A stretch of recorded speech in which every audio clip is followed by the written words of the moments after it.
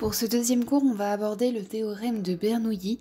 Alors, il y a des conditions particulières, il faut qu'on soit dans le cadre d'un fluide parfait et d'un régime permanent. Donc pour ça, il faut se trouver dans un régime dit laminaire, c'est-à-dire qu'il n'y a pas de tourbillon qui se produit et donc pas de frottement, pas de dégagement de chaleur et pas de perte d'énergie in fine.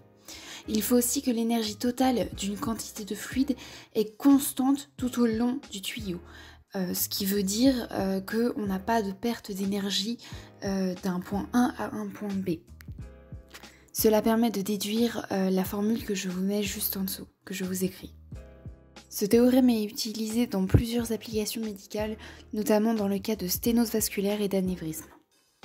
Alors tout de suite on va voir une application directe avec un petit schéma où on voit 4 chiffres positionnés à 4 endroits différents de notre schéma.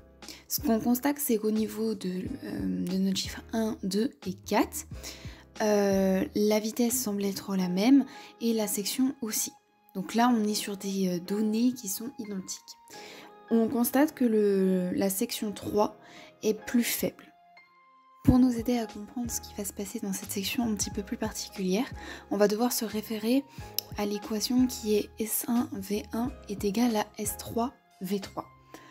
On constate donc que la section de S3 est plus faible que S1, mais comme S1V1 et S3V3 doivent être identiques, si un est diminué par rapport à l'autre, si la section 3 est plus faible que la section 1, alors pour garder cette égalité, il faudra que la vitesse soit supérieure sur la portion 3 que sur la portion 1, pour garder justement cette égalité. Et en fait, ce qu'on constate, c'est que dans les secteurs rétrécis du tuyau, et notamment la section 3, la pression statique, elle est plus faible. Et c'est ce qu'on appelle l'effet Venturi. Mais qu'est-ce que c'est que l'effet Venturi ? Alors, lorsque l'on est dans le cas d'une sténose, qu'on a donc le rétrécissement d'un calibre d'une artère, ce qu'on constate, avec ce qu'on a vu juste avant, c'est que la vitesse sera augmentée. Et comme pour respecter l'égalité, S1V1 est égal à S3V3. Mais si la vitesse augmente, alors la pression, elle diminue. Ça fait diminuer la pression. Le fait que cette pression diminue va aggraver la sténose en faisant s'effondrer encore plus la paroi, et donc ça va aggraver la sténose. Donc ça, c'est l'effet Venturi. C'est le fait qu'il y ait une relation inverse entre la vitesse et la pression. Si la vitesse augmente, la pression diminue. Et donc, ce qu'on constatera, c'est qu'à la sortie de ce segment rétréci, le flux sanguin sera expulsé par giclée, donc ce qui créera des turbulences. Mais il existe aussi des situations où on est dans le cas contraire d'une sténose. C'est ce qu'on appellera l'anévrisme vasculaire. Un anévrisme, c'est un élargissement local d'une artère. Vous comprenez donc qu'on est dans le cas inverse d'une sténose.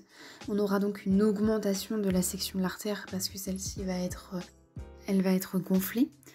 Et pour toujours respecter notre fameuse égalité SV1 égale SV3, si on a une augmentation de section de l'artère, on aura une diminution de la vitesse dans cette portion élargie.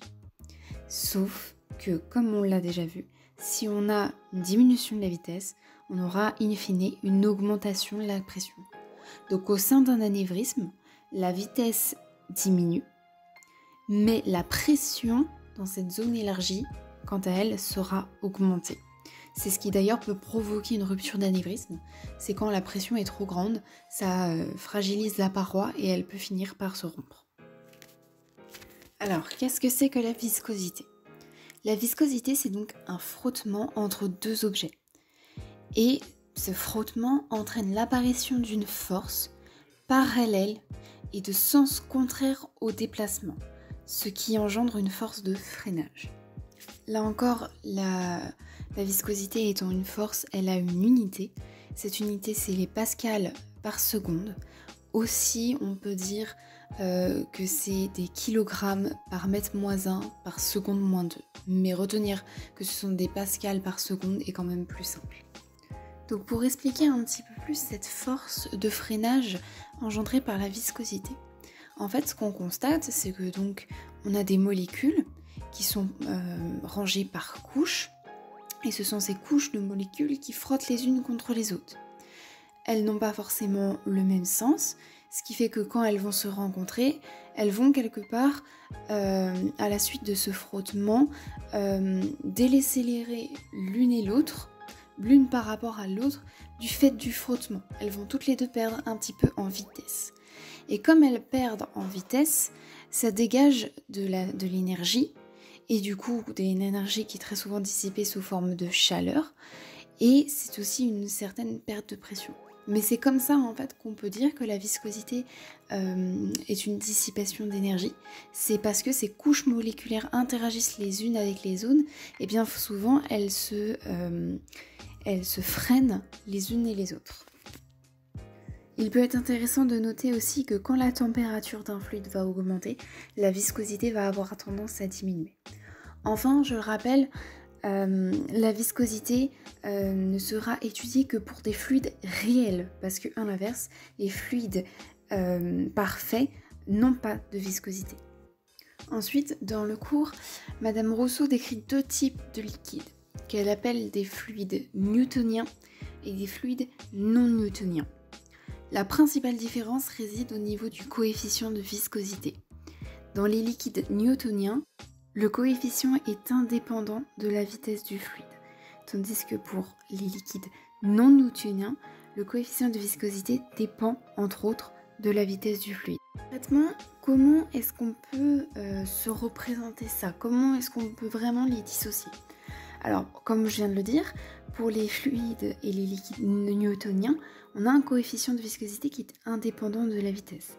Pour ça, Madame Rousseau donne des exemples qui sont assez parlants. Si on prend une cuillère qu'on met dans un bol d'eau et qu'on va faire tourner énergiquement, si vous voulez, rien ne va se passer. C'est-à-dire que la résistance à l'avancement ne change pas si on change la vitesse. C'est-à-dire qu'on va touiller dans l'eau et il va rien passer, il ne va pas y avoir de modification du liquide et de sa viscosité. Tandis que si on prend les liquides non newtoniens, comme le coefficient de viscosité est en partie dépendant de la vitesse, c'est-à-dire que si par exemple vous prenez un pot de yaourt, que vous mettez votre cuillère dedans et que vous touillez énergiquement, petit à petit le yaourt il va devenir de plus en plus liquide et beaucoup moins visqueux. Et ça, c'est un exemple de fluide non newtonien.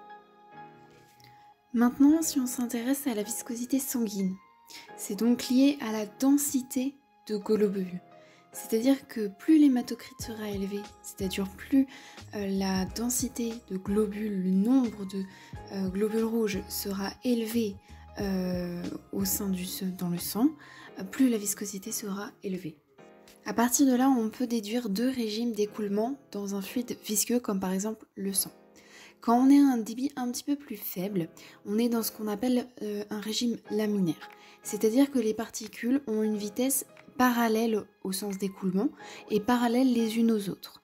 Donc elles glissent les unes sur les autres sans se mélanger. On est sur un profil dit parabolique, des vitesses qui sont liées à la viscosité. A contrario, on peut aussi être sur un régime qu'on dit turbulent.